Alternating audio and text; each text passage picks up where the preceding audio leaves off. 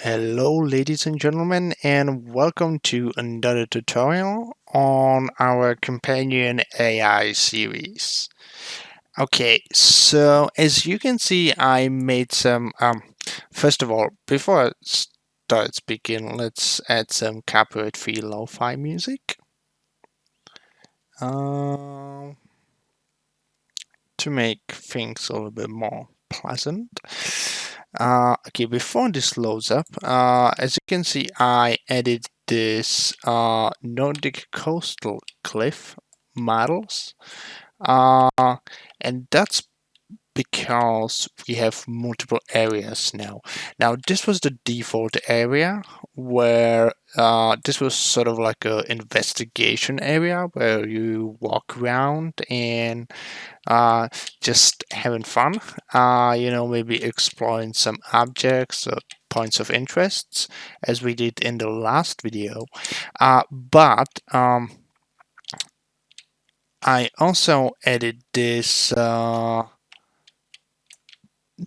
corridor, and let's say this will be the beginning, and basically what this means is that you want to have some kind of areas where the AI will only follow the player, and then you want to have some exploring areas where the character will explore the environment, and it will be kind of more like free roam. But in this area, we want the AI character only to follow the player, and that's what we're gonna do in today's video. And in next video, which I think will be the last in this series, will be a combat area. So when you think about a combat, I'm thinking like Elizabeth in Bioshock Infinite. Like you're gonna have a combat, and the companion AI will find, let's say, health kits or ammo or stuff like that. So that's what we're gonna do in the next tutorial. But okay, so it's up and running, and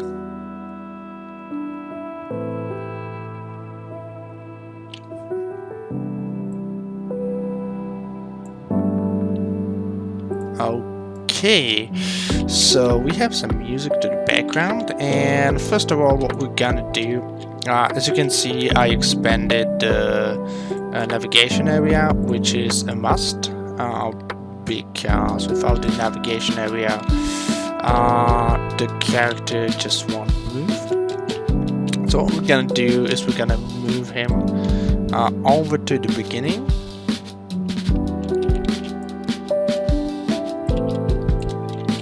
Okay, and yeah, actually let's add a spawn point over here so that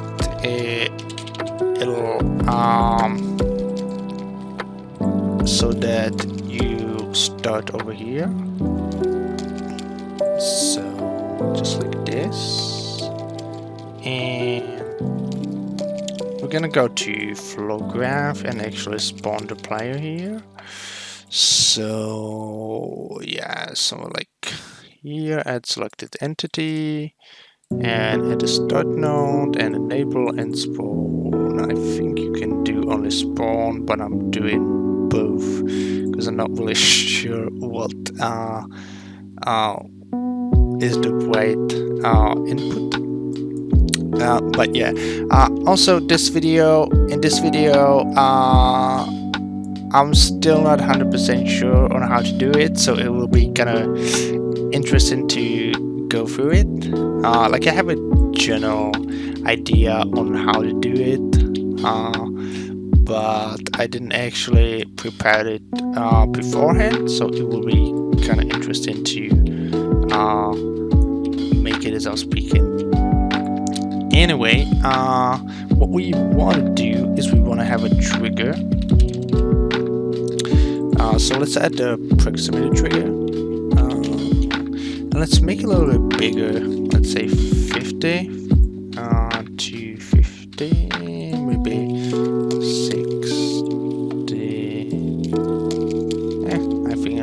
looks fine. So basically what this is, this represents the area in which the character will only follow the player. Okay, so I'm gonna name it actually so it's not that confusing. So I'm gonna name this, let's say, area only follow one. No one, not one. And we're gonna add this. Add selected entity. Okay, so actually I'm gonna copy this, and we already used in the previous tutorial this one. The gate that's gonna stop the exploring AI sequence. So we're gonna do that. So if you enter the trigger, we want to close this, and if you leave, we want to open that. So basically this will ensure that this sequence stay locked if the player is in the proximity trigger, which is precisely what we want. And we're gonna do another sequence. So basically I'm just gonna copy this. This is a good sequence, and we're gonna make, I don't really hear the music, it's weird.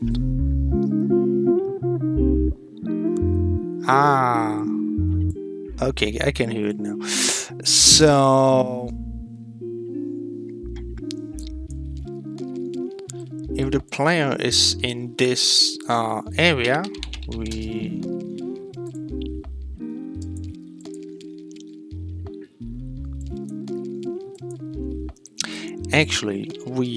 need a multiplexer because we need to have this in loop. Okay,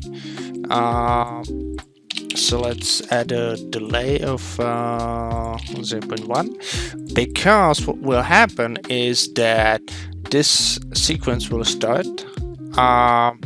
The player, in this case it will be the destination entity, will be at some position.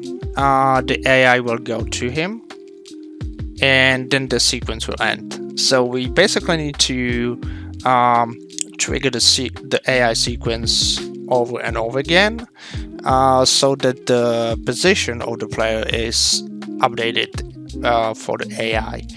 I hope that makes sense. So we're gonna drag the output to the delay and then go over here again, and another output will be this gate. And okay, that's basically it. Also, we need the proximity trigger of the area, and basically if the player will enter the area, we want to open this, and if he leaves it, we want to close this. So now what we need is the position of the player. Now we already have this in here, so I'm just gonna copy paste it. So we're gonna use entity position and use actor and local player, and the position will be,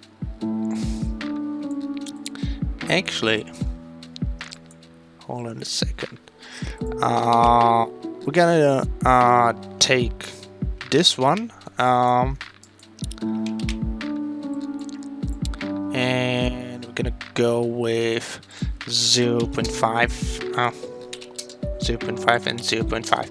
So basically what we're doing is we're adding some distance to the position of the player, because if we would have just the position of the player, then the character would just try to go to that position, it would be uncomfortably close to the position of the player. So that's why I'm adding some distance so that he's not too close to the player.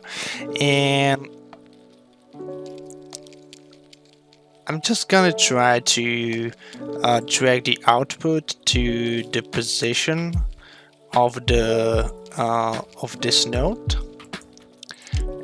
Save it and let's see if it'll work. It should work, but I'm not 100% sure. So yeah.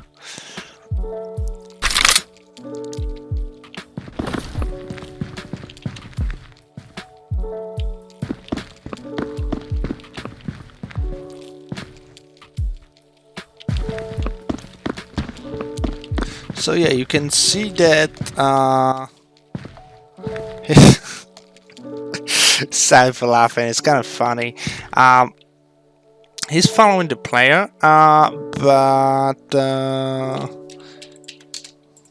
maybe we should make this a little bit, he's uncomfortably close, that's what I'm trying to say.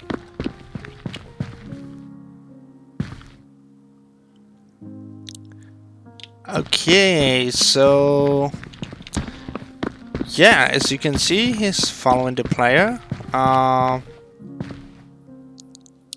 But yeah, we kind of have this weird effect because he's constantly trying to, you know, go to that position. So maybe what I'm thinking of is add something that would disable this when the player is not moving. So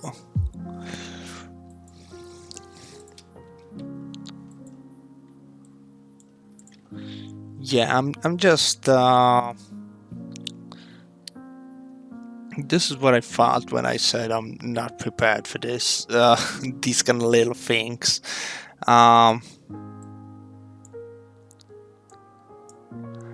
But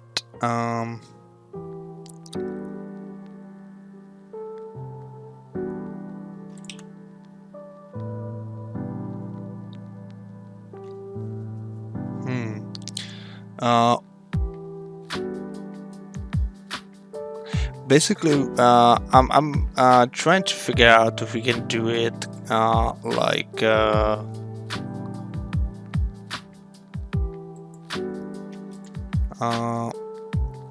good way, well, not good way, but like easier way.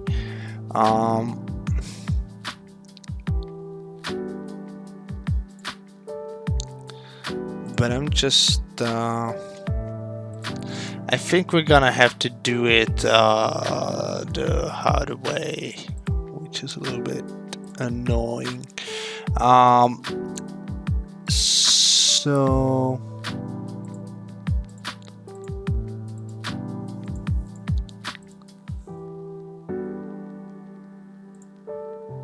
not this.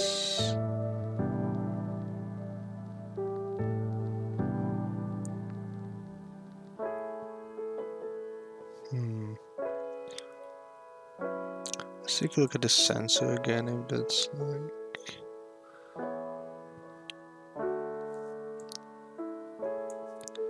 No,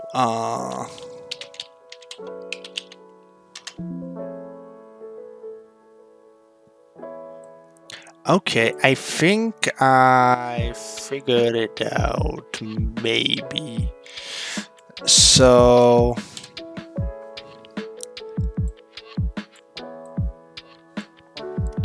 let's take a look at it now.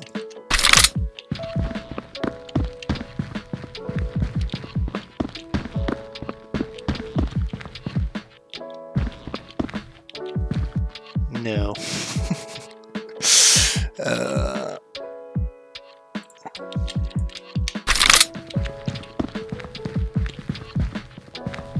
Yeah, okay, so no, it sort of worked for like a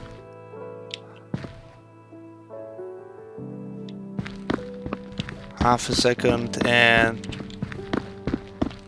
now it completely stopped working.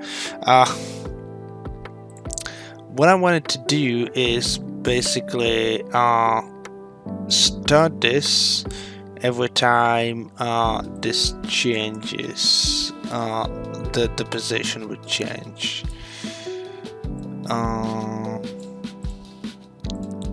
But I'm not sure.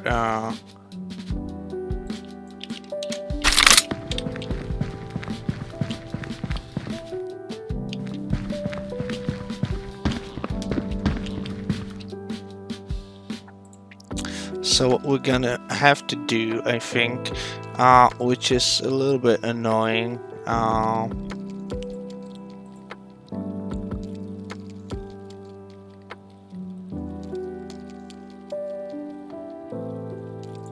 yeah,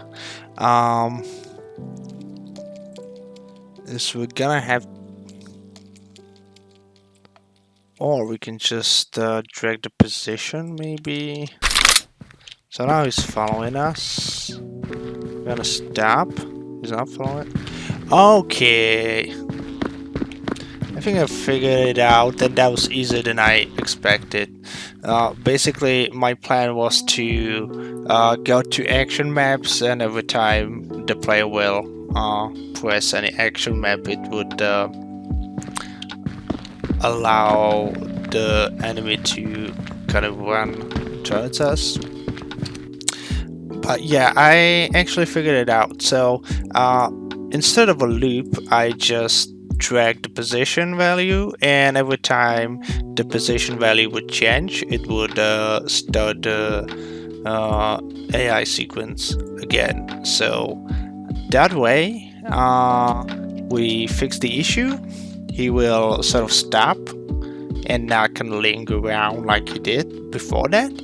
And if the player moves, he will follow the player. So yeah, that's basically everything. One last thing to do is basically just to test out, so that we go through this environment, or this area, and we'll go over here and see if everything is working.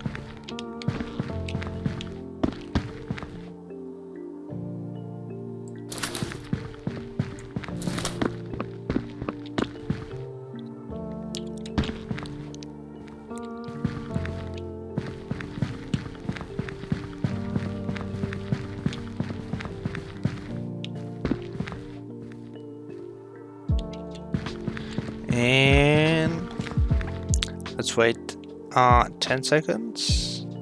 And yeah, okay, so he's sort of discovering around, and let's just see the radiator. And I think he's running towards it. What's that? Yeah, pretty good. So everything is working as it should be, and that's really great. So I think that's all for for today's tutorial. I hope you enjoyed it. I hope it gave you something useful to work with, and looking forward to seeing you in the next one. In the meantime, if you like this video, you can like, you can of course subscribe. I'll be really happy to. And if you have any question at all, feel free to let me know in the comments. I'm more than happy to answer you guys, or you can contact me, get in touch with me in CryEngine Discord server. Quite active in there as well. As I said, future plans, I hope to make another and last episode for the series, and then I plan to release this whole map and the whole script, so that you can download it and take a look at it, and do whatever you want from it. So that's it, and see you guys in the